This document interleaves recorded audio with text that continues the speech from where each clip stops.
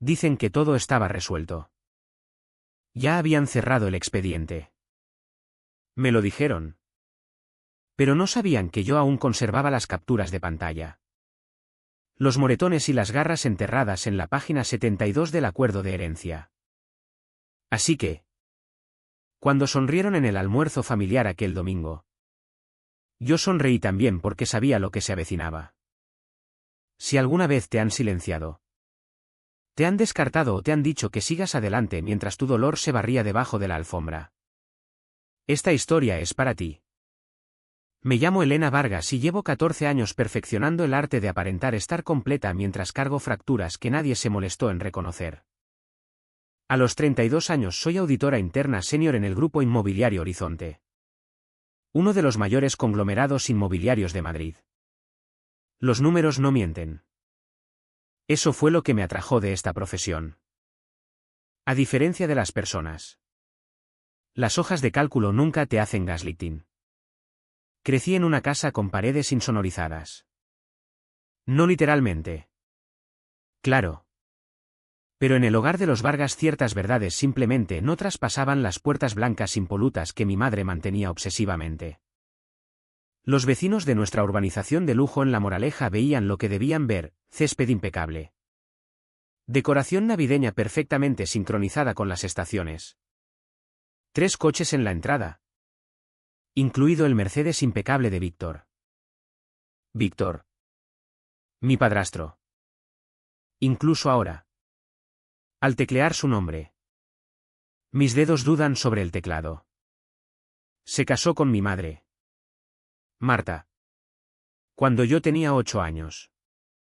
Para entonces, mi padre biológico ya era solo una foto descolorida y cheques de manutención que llegaban de vez en cuando hasta que dejaron de hacerlo. Víctor irrumpió con su fortuna inmobiliaria y promesas de estabilidad.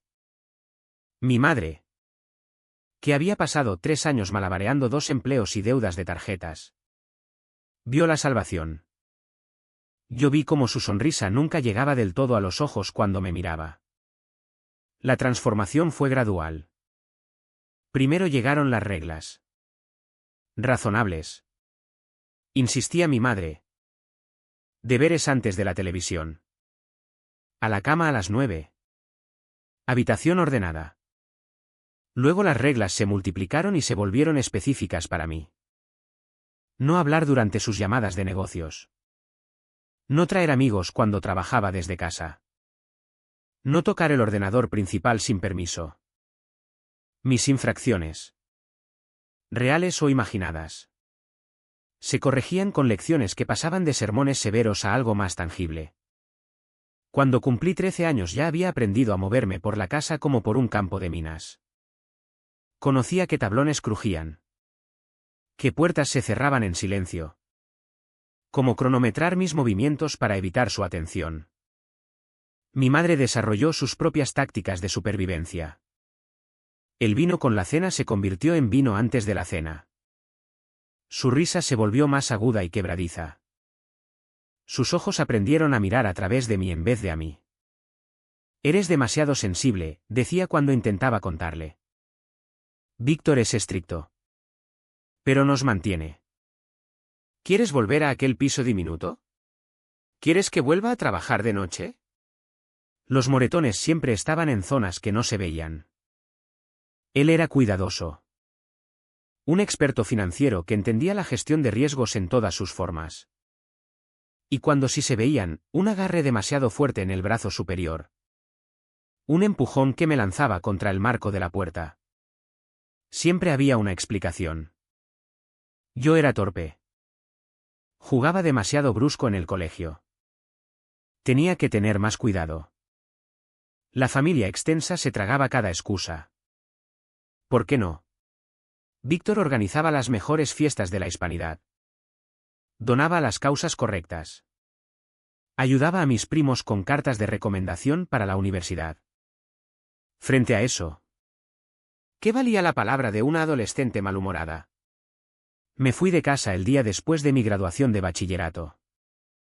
Metí todo lo que importaba en un Seat Ibiza viejo que compré con 3 años de dinero ahorrado haciendo de canguro y conduje hasta Salamanca para la universidad. El alivio de aquella primera noche en la residencia, sin pasos en el pasillo que vigilar, sin portazos que anticipar, fue como respirar después de años bajo el agua. Pero escapar no es lo mismo que resolver. Durante 14 años construí mi vida con método. Licenciatura en Económicas. Máster en Análisis Forense. Trabajo en una pequeña firma. Luego una más grande. Luego Horizonte. Cada logro era un ladrillo en el muro entre quién fui y de dónde venía. Mantuve el contacto mínimo, tarjetas obligatorias por Navidad. Algún mensaje de texto a mi madre. Me decía a mí misma que había pasado página. La familia se contaba la misma historia. Solo con diferente puntuación. Para ellos yo era la hija desagradecida que había abandonado a su madre. Que había arrojado la generosidad de Víctor a la cara. Después de todo lo que hizo por ti, decía mi tía Rosa en las raras reuniones familiares a las que asistía. Te pagó el aparato de los dientes. Los cursos para la selectividad. Y ni siquiera puedes venir a visitarnos. Reescribieron la historia con facilidad ensayada. Las veces que aparecí en la enfermería del colegio se convirtieron en estirones de crecimiento y anemia. La noche que llamé a mi abuela llorando se convirtió en dramatismo adolescente. La razón por la que no volvía a casa se convirtió en egoísmo y pretensiones de chica de ciudad. Agua pasada, decía mi madre en nuestras llamadas tensas. No tiene sentido remover el pasado. Pero esto es lo que aprendí en mis años auditando registros financieros, el pasado siempre deja rastro en papel. Los números cuentan historias que las palabras intentan esconder. Y a veces, cuando sigues esos números lo suficiente hacia atrás, encuentras pruebas de crímenes que todos fingieron que nunca ocurrieron. Víctor murió hace 6 semanas. Paro cardíaco repentino en su despacho de casa. Boca abajo sobre un montón de contratos que estaba revisando. El hombre que había controlado cada aspecto de su entorno con puño de hierro fue derribado por su propio corazón. La ironía no se me escapó. Aunque me guardé la observación cuando mi madre me llamó con la noticia. No lloré. Esperé sentir algo, alivio. Vindicación. Incluso duelo por el nudo complicado de nuestra historia. En cambio no sentí nada. Solo un eco hueco donde debería haber emoción. El funeral fue un testimonio de su imagen pública, socios de negocios. Concejales. Directores de fundaciones benéficas. Todos vinieron a rendir homenaje a un pilar de la comunidad. Yo me senté en la última fila viendo a mi madre aceptar condolencias con la misma gracia ensayada que había usado para explicar mis moretones. Fue después del servicio. En el cóctel en su honor en el club de golf exclusivo. Cuando empezó la verdadera representación. Como las lágrimas de mi madre parecían cronometradas para máximo impacto. Como mi hermanastro Mateo. Nacido 3 años después de que Víctor entrara en nuestras vidas. Hablaba de un padre que yo no reconocía. Como la narrativa de nuestra familia había sido editada y pulida hasta brillar como el Mercedes de Víctor. Un hombre de familia tan entregado, murmuró alguien cerca del panel de fotos. Yo miré una imagen de mi 15º cumpleaños. La mano de Víctor descansaba en mi hombro. La cámara nos captó a mitad de sonrisa. Lo que no captó fue cómo sus dedos se clavaban en mi clavícula o cómo yo llevaba a Rebeca en agosto para esconder las marcas. En ese momento decidí que no iba a impugnar su versión de la historia. No haría escenas ni exigencias. Pero tampoco les dejaría borrar lo sucedido con su comodidad revisionista. En algún lugar de esta casa de naipes que habían construido tenía que haber una cosa honesta. Una prueba que se negara a ser enterrada. Solo tenía que encontrarla. La reunión familiar estaba programada para un martes por la tarde. 3 semanas después del funeral.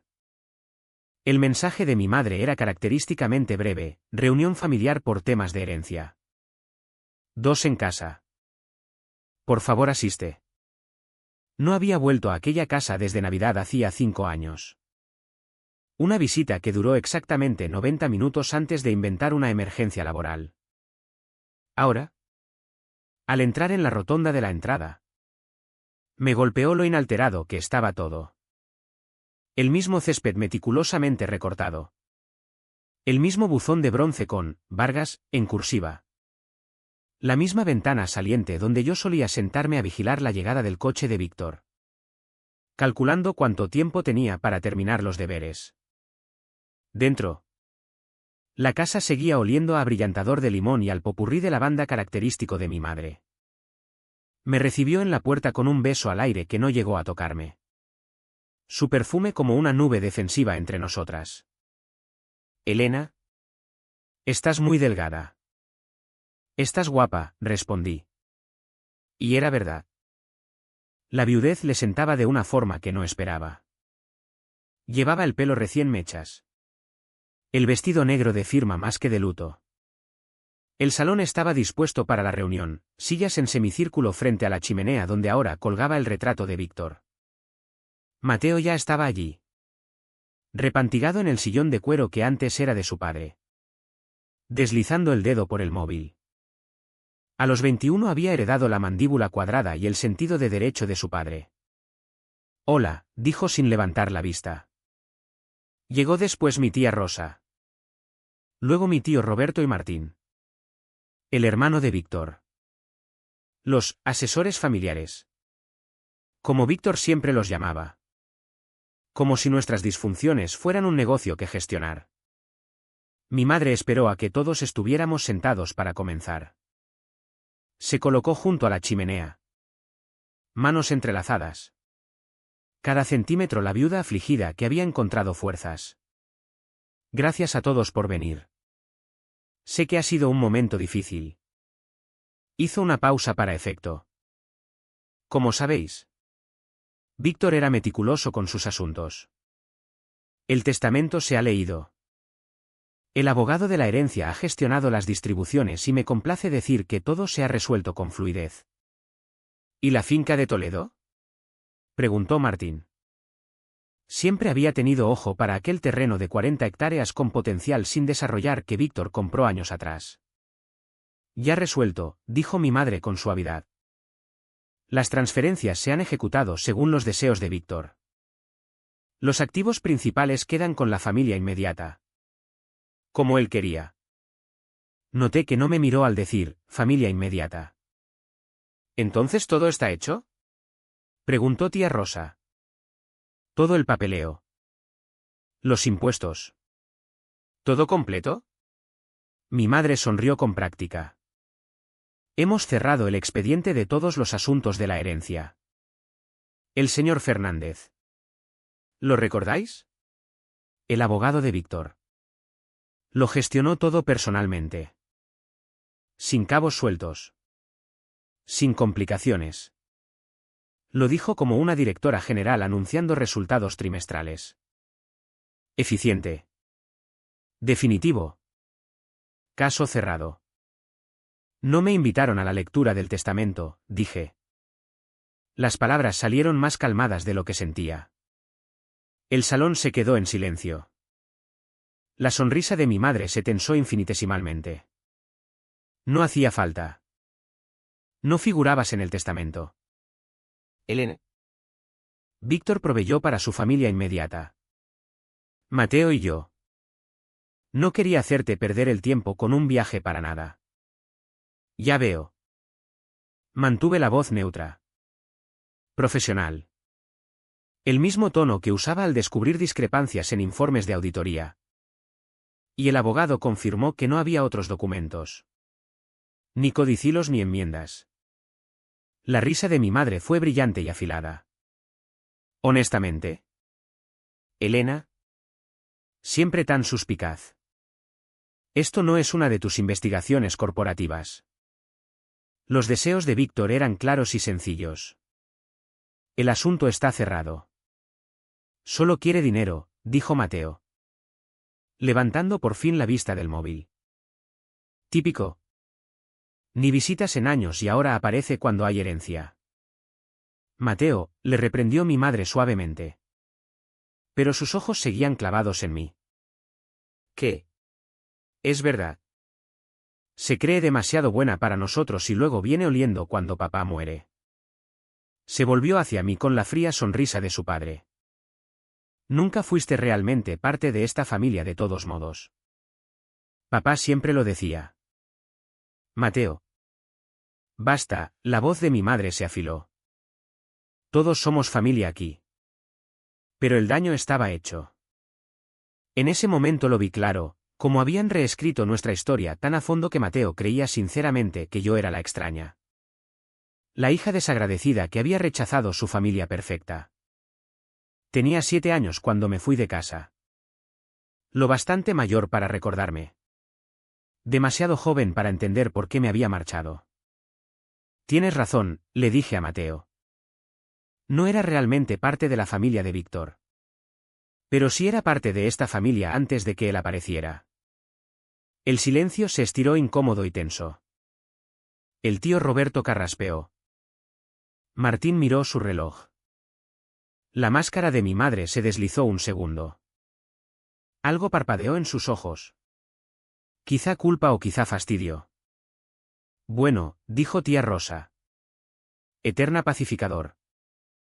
Lo que importa es que estamos todos aquí ahora. Avanzando juntos. Exacto, mi madre se aferró a eso. Avanzando. ¿Qué es por lo que quería reuniros hoy, para confirmar que todos los asuntos de la herencia están resueltos?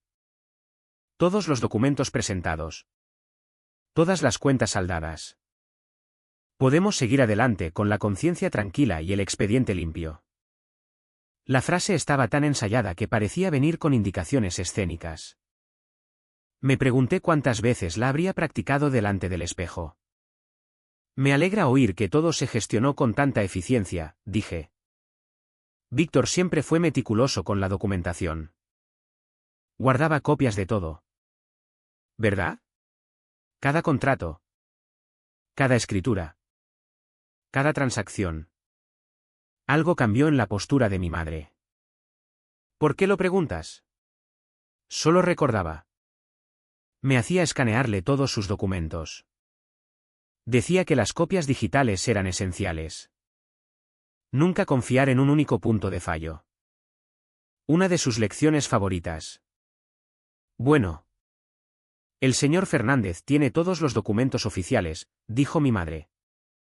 No hace falta revolver archivos viejos. Por supuesto que no, asentí. Estoy segura de que el señor Fernández fue muy exhaustivo. La reunión terminó rápidamente después de aquello. Mi madre repartió copias del certificado de defunción para quien pudiera necesitarlas. Confirmó que la casa se quedaría en la familia, Mateo la heredaría cuando llegara el momento, y agradeció a todos su apoyo en este momento difícil. Mientras todos se preparaban para irse, me dirigí al aseo de cortesía por memoria muscular. Recorriendo el camino que había tomado innumerables veces de niña.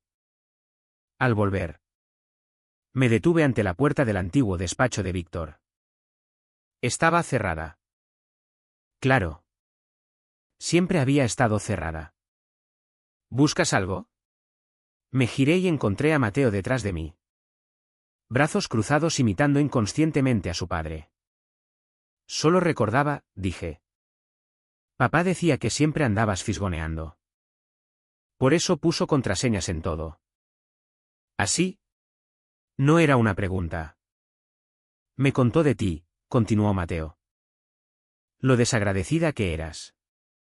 Cómo inventabas historias sobre él. Cómo intentaste poner a mamá en su contra. Estudié a mi hermanastro. Este niño criado en privilegios que nunca había conocido lo que era calcular el riesgo de cruzar su propia puerta. Parte de mí quería contarle la verdad. Parte de mí sabía que nunca me creería. Tu padre te contó su versión, dije al fin. Quizá algún día te preguntes si había otras. Lo dejé allí de pie. La confusión parpadeando en su rostro. En la entrada mi madre me alcanzó. Elena, me agarró el brazo suavemente. Siempre suavemente en público. No causes problemas. Por favor. Por una vez en tu vida. Deja las cosas estar. Miré su mano manicura en mi manga como siempre hacía. Me soltó como si quemara. El expediente está cerrado, dijo. Voz baja y urgente. Todo está arreglado. Todos están satisfechos. No lo arruines se corrigió. Solo no lo hagas. Por favor. Subí al coche sin responder. Al alejarme la vi en el retrovisor. Todavía de pie en la entrada. Una figura negra contra el césped verde perfecto. El expediente estaba cerrado. Había dicho. Todos estaban satisfechos. Todos excepto la niña que había aprendido a moverse en silencio por aquella casa. Que había documentado moretones con una cámara Polaroid escondida en su armario. Que había guardado pruebas incluso cuando nadie quería verlas. Esa niña. La que todos habían acordado olvidar. No estaba satisfecha en absoluto. Y había aprendido del mejor cómo llevar registros meticulosos. El garaje no había cambiado mucho en 14 años. Las mismas manchas de aceite en el suelo de hormigón. Las mismas estanterías metálicas en las paredes. El mismo olor a humedad de cartón viejo y ambiciones olvidadas. Le había dicho a mi madre que necesitaba buscar mis antiguos anuarios del colegio. Una mentira que aceptó con alivio visible. Probablemente agradecida de que no preguntara por documentos financieros. Están en el rincón del fondo, había dicho. Entregándome la llave del garaje con la misma mano que solía alisar mi pelo después de las correcciones de Víctor. Coge lo que quieras. De todas formas, el mes que viene el Ejército de Salvación. Ahora. De pie entre torres de cajas de archivo etiquetadas con la letra cuidadosa de mi madre. Me sentía como una arqueóloga excavando mi propio pasado. Decoración navideña 1998. Declaraciones de la renta 2005. 2010. Fotos de bebé de Mateo. Cada caja una capa sedimentaria de la vida que habían construido después de que yo me fuera. Lo que buscaba no estaría etiquetado. Si existía. Estaría enterrado. Mal archivado. Pasado por alto. Víctor había sido meticuloso con sus registros oficiales. Pero todo el mundo tiene un cajón de trastos. Incluso los controladores acumulan desechos. Empecé por las cajas sin marcar empujadas detrás del calentador de agua. La primera contenía cables viejos de ordenador y manuales de software de principios de los 2000. La segunda. Un lío de luces de Navidad que nunca se desenredarían. La tercera me hizo detenerme. Material de oficina. Dentro. Debajo de bolígrafos secos y grapadoras inútiles. Encontré un fajo de carpetas colgantes unidas con goma. Las etiquetas se habían descolorido. Pero pude distinguir fragmentos, adquisiciones Finca Toledo preliminar. Mis manos se estabilizaron al abrir la primera carpeta. Mapas topográficos. Informes de suelo. Evaluaciones ambientales. Todo para el terreno sin desarrollar en la provincia de Toledo. Las fechas se remontaban 12 años atrás. Alrededor del tiempo en que yo terminaba la universidad. Pero fueron las notas manuscritas en los márgenes las que me cortaron la respiración. Valoración de Sofía infravalorada en 40%. Propietario original desesperado por facturas médicas. Cerrar antes de la reevaluación de la Junta. Sofía. La recordaba. La asistente de Víctor antes de contratar a alguien más joven y rubia. Sofía. Que siempre me deslizaba 5 euros cuando venía a casa. Que una vez susurró, lo siento, cuando me vio sosteniendo una bolsa de hielo contra las costillas. Fotografié cada página con el móvil y pasé a la siguiente carpeta. Más documentos de la finca de Toledo. Pero estos eran borradores diferentes de un contrato de compra con múltiples revisiones. Cada versión mostraba una fecha distinta. Términos distintos. La versión final. La firmada. Tenía fecha 2 meses anterior a los borradores previos. Ahí lo encontré. Una hoja suelta arrancada de un bloc legal. Cubierta con la letra angular de Víctor. Problemas, plusvalía si se vende en menos de 5 años. Reevaluación de la Junta prevista para marzo. Nombre de C. En escritura actual, Comunidad de Bienes. Necesario traspaso limpio a fideicomiso antes de divorcio. Antedatar para evitar requisitos de divulgación. Presentar con Morrison que me debe por el asunto Sanders. C. Era mi madre. Carmen. La palabra, divorcio, me golpeó como agua helada. Nunca se habían divorciado. Ni siquiera separado. Pero aquello tenía fecha de 3 años atrás. Bien entrado su matrimonio aparentemente estable. Seguí cavando. Otra carpeta contenía correspondencia con abogados. Contables. Agentes inmobiliarios. Nada oficial. Solo notas de llamadas.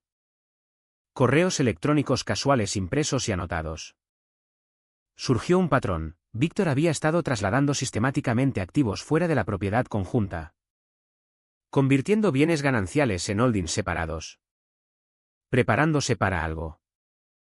Entonces encontré el arma humeante, una fotocopia de una escritura de traspaso que movía la finca de Toledo de Víctor y Marta Vargas como cotitulares a Víctor Vargas. Hombre casado. Como propiedad exclusiva y separada. El sello notarial tenía fecha de 18 meses atrás. Pero había otra copia idéntica salvo por un detalle, la fecha era de 7 años atrás. 2 versiones de la misma transferencia. Fechas diferentes. Mismas firmas. Al fondo de la caja. Envuelta en una bolsa de plástico de supermercado como basura que alguien olvidó tirar. Había un pendrive etiquetado, copia seguridad 2019. Mis dedos temblaron al guardármelo en el bolsillo. ¿Has encontrado algo interesante? Me giré. Mi madre estaba en la puerta. Recortada por la luz de la tarde. No podía leer su expresión.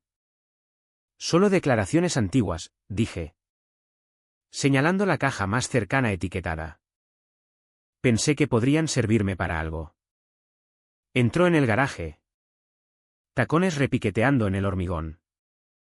Esos son archivos de negocios de Víctor. Nada que ver contigo. Viejas costumbres, me encogí de hombros. Ya me conoces. Siempre fisgoneando.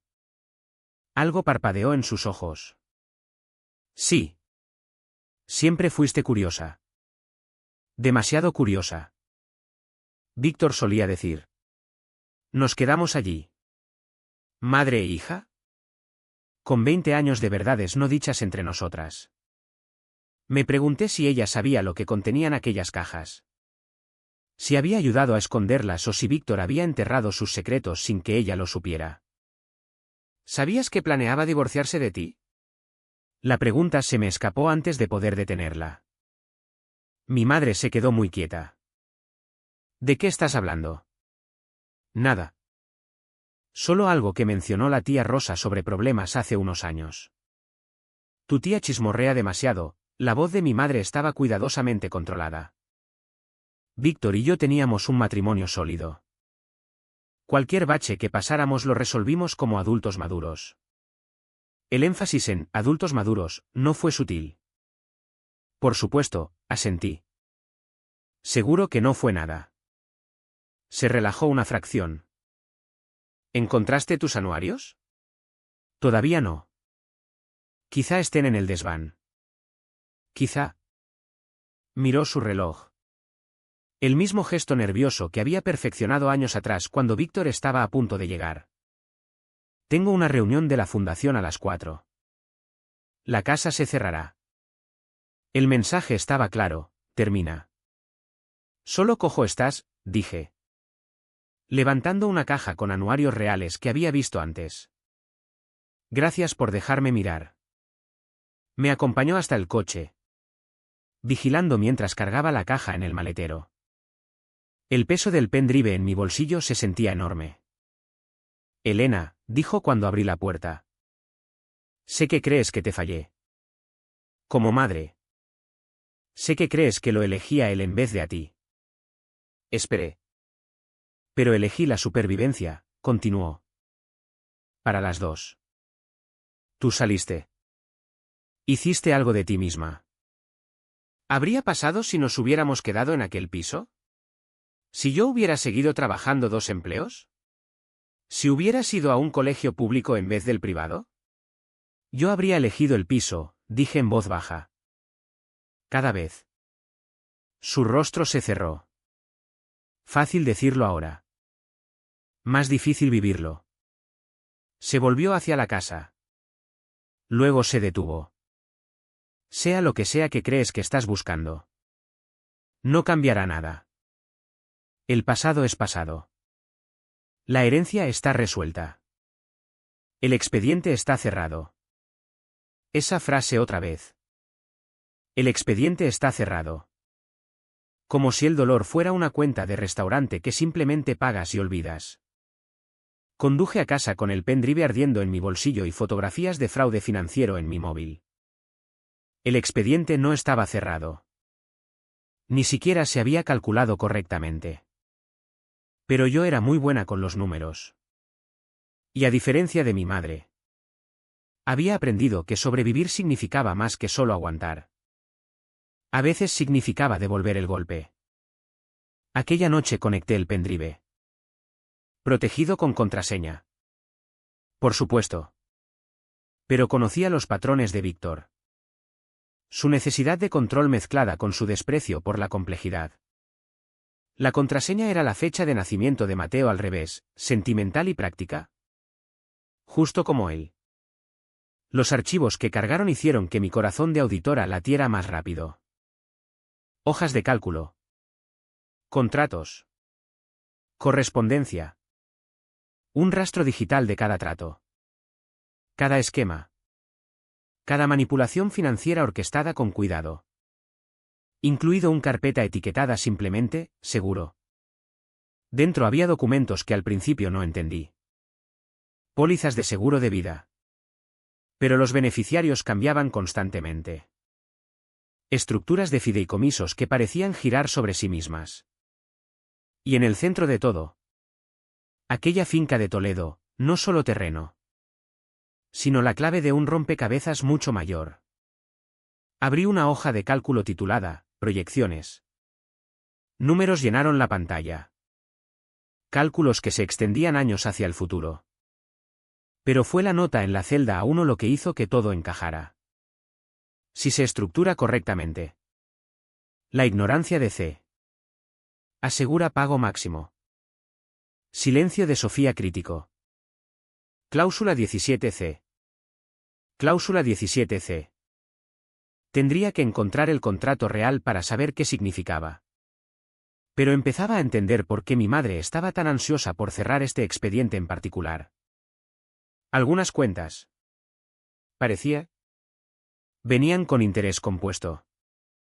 La forense financiera me llevó 3 semanas. 3 semanas de noches tardías después del trabajo diurno. Extendiendo documentos por el suelo de mi piso como pruebas de escena del crimen. Construyendo cronologías en pizarras blancas que compré expresamente para esto. Mi salón parecía el antro de un teórico de la conspiración. Pero la conspiración era real y la teórica tenía un máster. El pendrive había sido una mina de oro. Pero fue el nombre de Sofía en aquellos márgenes lo que me perseguía. Sofía Ramírez. Encontré su nombre completo en un correo antiguo. Había dejado el empleo de Víctor abruptamente 10 años atrás. Justo cuando empezaban estos esquemas de la finca de Toledo. El timín parecía deliberado. La rastreé a través de LinkedIn. Directorios profesionales. Registros fiscales. Se había mudado a Segovia. Había montado su propio servicio de contabilidad. Todavía en la Comunidad de Madrid. Todavía localizable. El número que desenterré era el de su negocio. Cuando llamé un sábado por la tarde. Contestó. Servicios Financieros Ramírez. Sofía. Soy Elena Vargas. La hijastra de Víctor. El silencio se estiró tanto que pensé que había colgado. Luego. Me preguntaba cuándo llamarías. Nos encontramos la mañana siguiente en una cafetería de Aranjuez. A medio camino entre nuestras ciudades. Parecía mayor. Más canosa. Pero sus ojos eran afilados cuando me estudió al otro lado de la mesa. Estás guapa, dijo. Me alegro. Difícil olvidar. Envolvió las manos alrededor de su taza de café. ¿Cuánto sabes? Encontré documentos. La finca de Toledo. La antidatación. Sé que pasó algo con la escritura. Pero me faltan piezas. Sofía rió. Amarga y corta. ¿Piezas? Esa es una forma de decirlo. Se echó hacia atrás. ¿Qué quieres de mí? ¿Elena? ¿La verdad? ¿La verdad? Pareció sopesar la palabra. La verdad es que tu padrastro era muy bueno haciendo que la gente se volviera cómplice de cosas con las que nunca estuvo de acuerdo. La verdad es que me fui porque quedarme me habría convertido en accesoria de fraude. La verdad es que tu madre sabía más de lo que dejaba ver. Mi pecho se apretó. Cuéntame de la antidatación. ¿Qué ves? La sonrisa de Sofía era sin alegría. El hombre antidataba todo. Contratos. Escrituras. Correspondencia. Tenía todo un sistema, bolígrafos diferentes para coincidir con años distintos. Papel timbrado viejo que guardaba. Hasta aprendió a falsificar sellos de fecha de varios notarios. Era minucioso. La finca de Toledo específicamente. La transferencia de la propiedad conjunta a propiedad exclusiva. Los ojos de Sofía se agudizaron. ¿Encontraste eso? Jesús. Miró alrededor de la cafetería casi vacía y se inclinó. Esa fue la grande.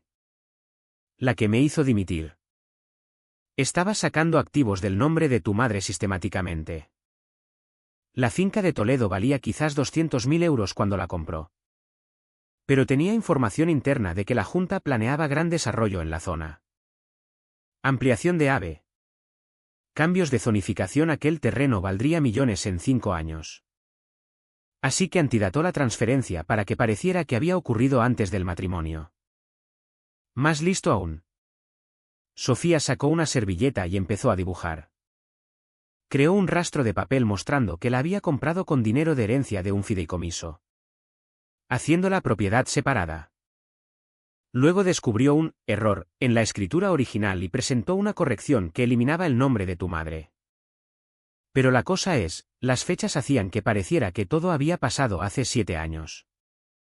¿Por qué 7 años? Prescripción. Después de 7 años es casi imposible impugnar transferencias de propiedad. Especialmente si los impuestos se han pagado y nadie ha disputado la titularidad.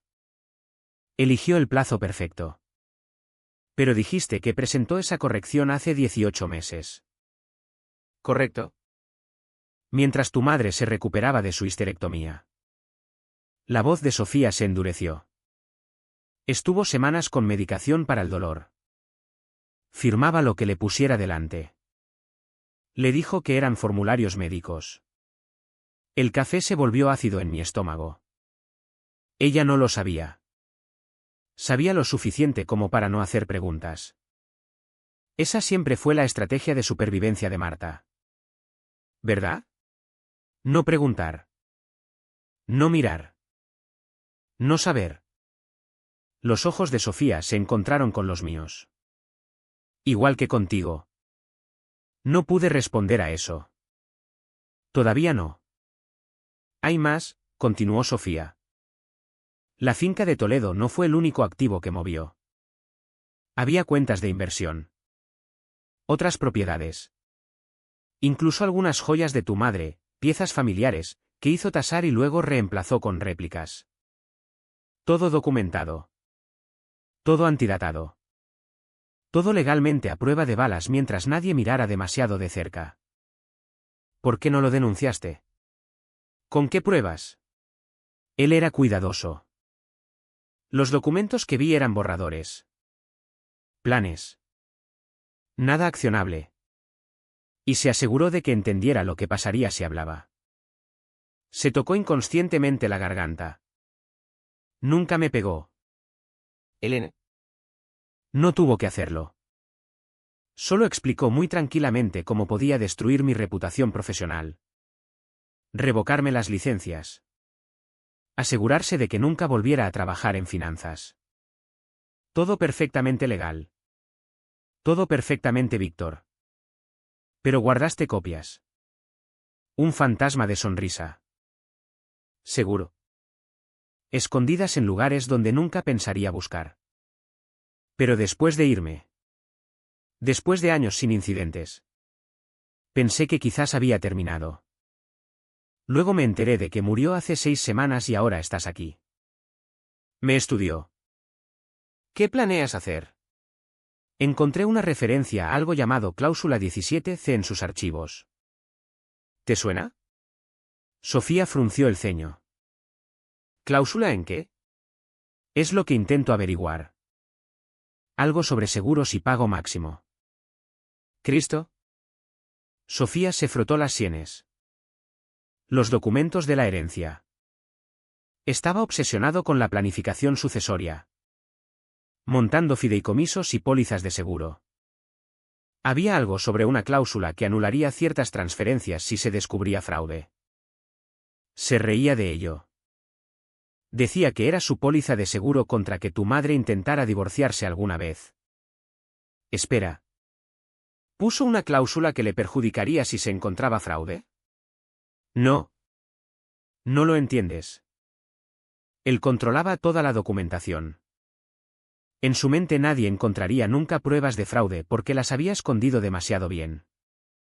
La cláusula era solo para asustar a Marta. Para que no escarbara demasiado. Si impugnaba algo, arriesgaba perderlo todo. Pero si existía prueba real de fraude, entonces la cláusula se volvería en su contra de forma espectacular. Sofía se inclinó hacia adelante. Elena, ¿tienes prueba real? Pensé en el pendrive. En las fotografías. En el rastro de papel que había montado. Estoy construyendo un caso. Ten cuidado. Tu madre. Mi madre tomó sus decisiones. No. La voz de Sofía fue firme. Tu madre también fue víctima. Diferente a ti. Quizá menos simpática. Pero víctima igual. Víctor era un maestro manipulador. No solo abusaba físicamente. Hacía que la gente se volviera cómplice de su propia degradación. Ella lo permitió. No pude terminar. Sí. Lo permitió. Te falló. Las dos cosas pueden ser ciertas. Fue cómplice y estuvo atrapada.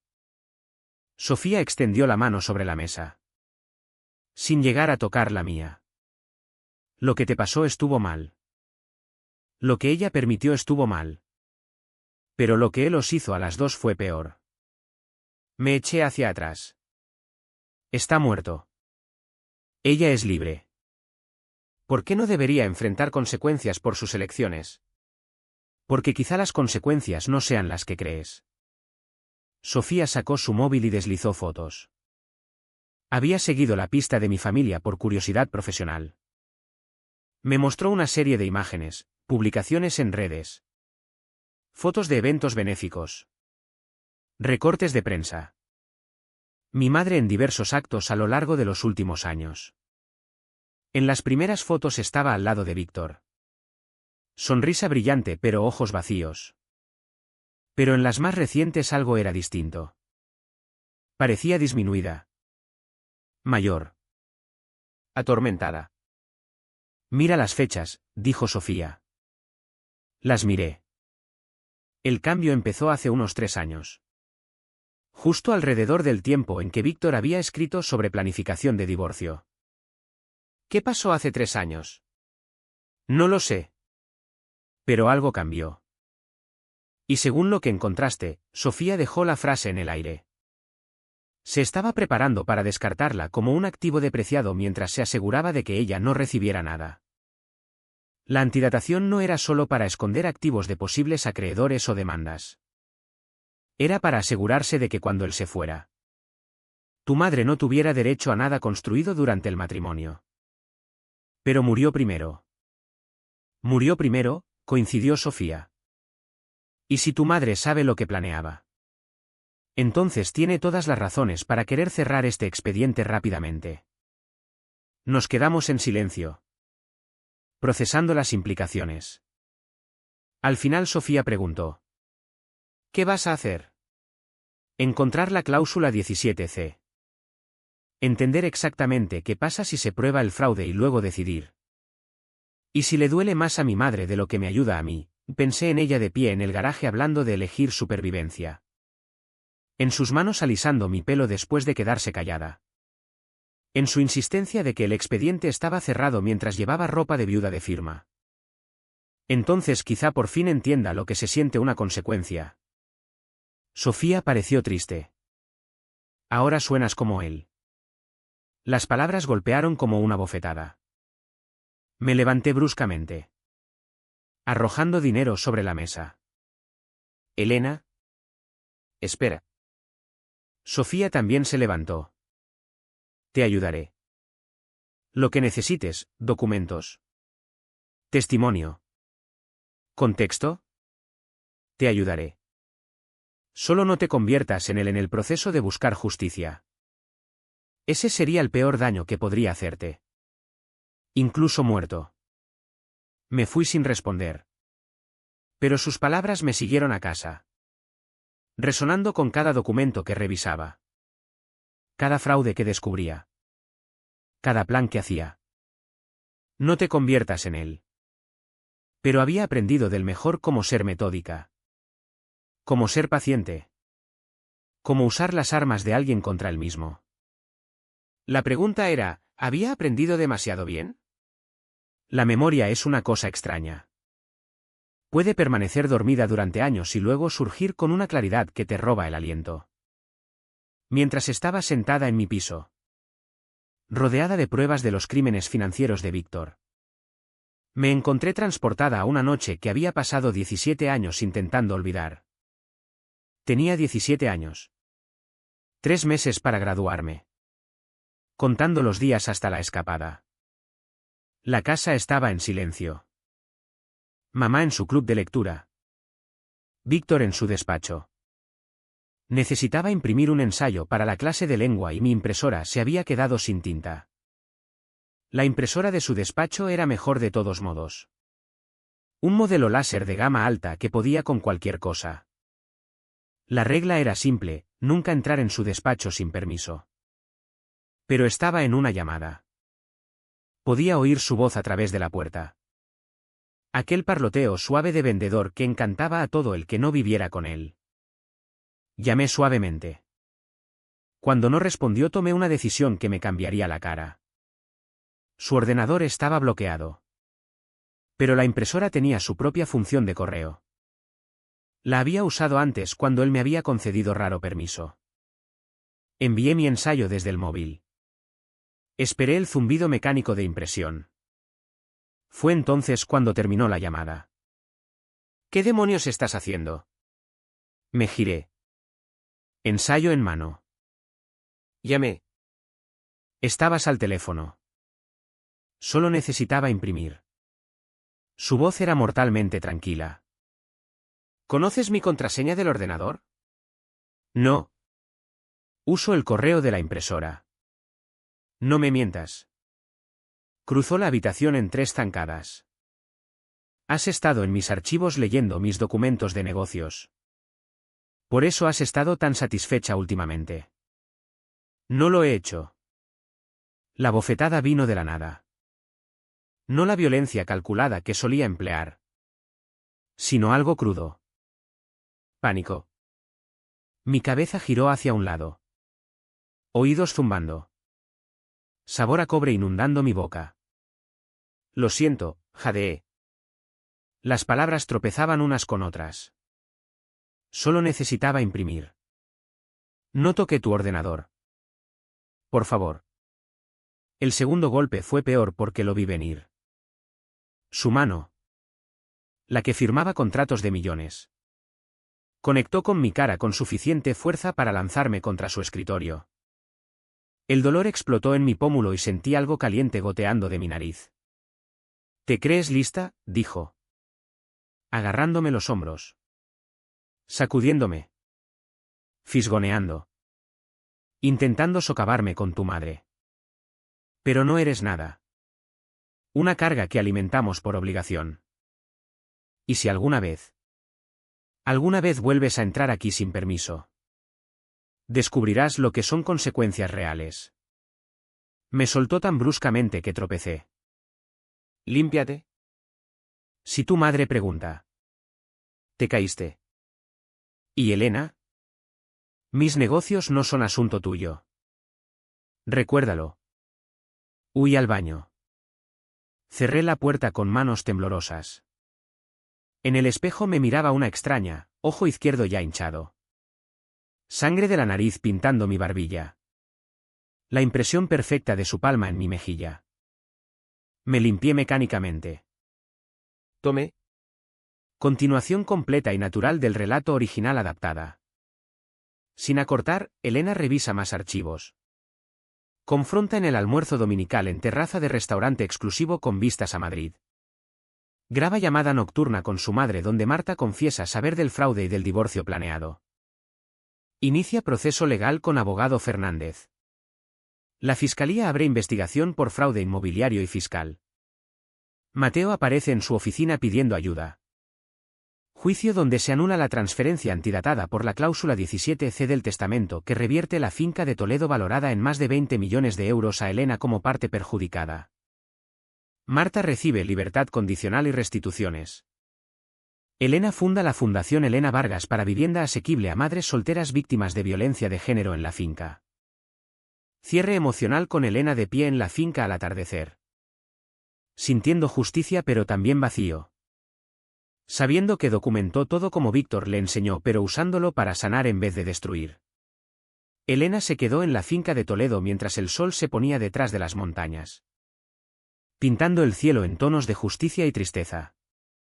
Mañana los arquitectos caminarían por este terreno. Se dibujarían planos. Se echarían cimientos. Literales y metafóricos. Mujeres huyendo de la violencia encontrarían refugio aquí en casas construidas sobre los huesos del dolor de su infancia. No era suficiente. Nunca sería suficiente. Pero era algo. Se marchó cuando cayó la oscuridad. Conduciendo de vuelta a su piso con las cajas de pruebas que por fin podía guardar. El expediente se había saldado. Cuentas ajustadas según leyes escritas y kármicas.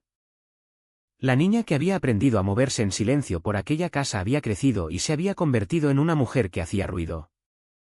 Que exigía recibos. Que se negaba a dejar que las mentiras se mantuvieran como verdad. Víctor le había enseñado bien, documentar todo. No confiar en nadie. Proteger tu posición.